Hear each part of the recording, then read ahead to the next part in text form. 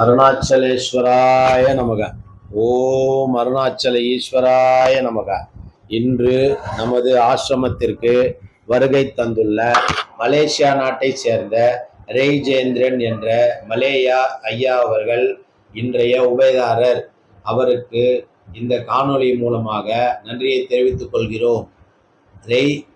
ரெய்ஜேந்திரன் சுவாதி நட்சத்திரம்.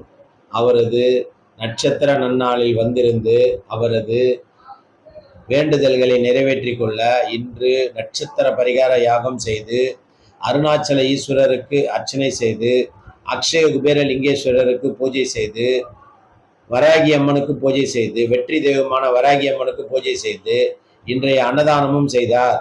இன்றைய அன்னதான உபயம் மலேசியா நாட்டை சேர்ந்த ரெய்ஜேந்திரன் என்பவர். அவர் நமது அன்னதான சேவையை பார்த்து வந்து அவரே தாமாக முன்வந்து, அவருக்கு எந்த விளம்பரமும் பண்ணல, யாருக்கிட்டையும் அவர்கிட்ட சொல்லலை யாரும்.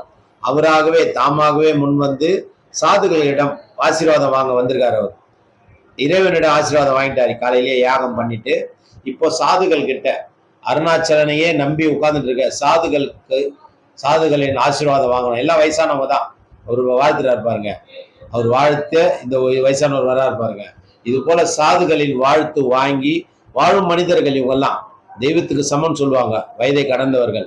இவர்களுடைய ஆசீர்வாதம் வாங்கி அற்புதமான இந்த சேவையை அவரே அவர் கையால செய்துட்டு நம்ம ஆசிரமத்தில் உள்ள அன்பர்களுக்கு சோப்பு, துணி துவைக்கிற சோப்பு, சீயக்காய், தேங்காய் எண்ணெய், பிரஷ்ஷு போன்றவையெல்லாம் வாங்கி கொடுத்துட்டு இந்த அன்னதான சேவைக்கு அவரே உபயம் பண்ணிட்டு அவர் கையாலே சாதுகளுக்கு இந்த மாதிரி வயசான சாதுகளுக்கு கொடுத்து இன்னைக்கு புண்ணியத்தை தேடின்னு போயிருக்காரு. மலேசியா நாட்டை சேர்ந்த ரெய்ஜேந்திரன் என்பவர்.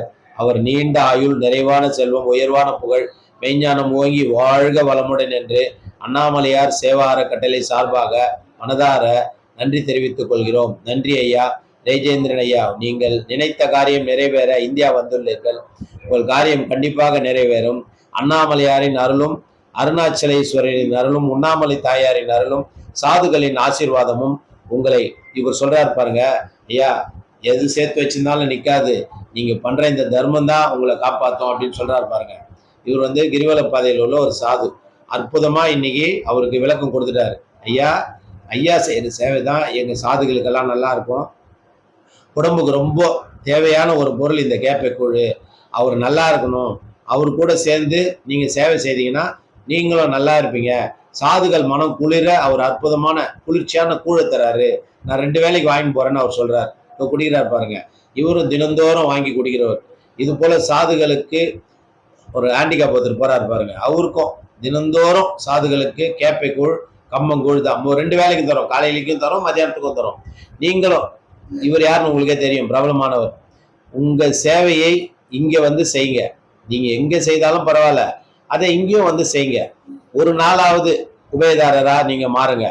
கண்டிப்பா உங்களுக்கு வாழ்க்கையில எல்லா வளமும் கிடைக்கும். அண்ணாமலையாரின் அருளாலும் உண்ணாமலை தாயாரின் அருளாலும் இந்த காணொலியை பார்க்கும் அனைவருக்கும் உங்களுக்கு நல்லதே நடக்கும். ஏன்னா புண்ணிய காரியம், நல்ல காரியம் செய்தோம்னா நமக்கு நல்லதுதான் நடக்கும். நல்லதே நடக்கும் என்று உங்களுக்கு அறிவுறுத்த தேவையில்லை. தர்மம் கண்டிப்பாக வெல்லும், தானம் கண்டிப்பாக நமக்கு நல்லதே செய்யும். இங்க என்ன விசேஷம்னு பார்த்தீங்கன்னா, காலையில யாகம் பண்ணுவோம். யாகம் பண்ணி முடிச்சு கையோடு அவங்கள வண்டியில உட்கார வச்சு அவங்க மூலயமாவே அன்னதானம் செய்யறதுக்கு அவங்களையே அனுப்பி வைப்போம்.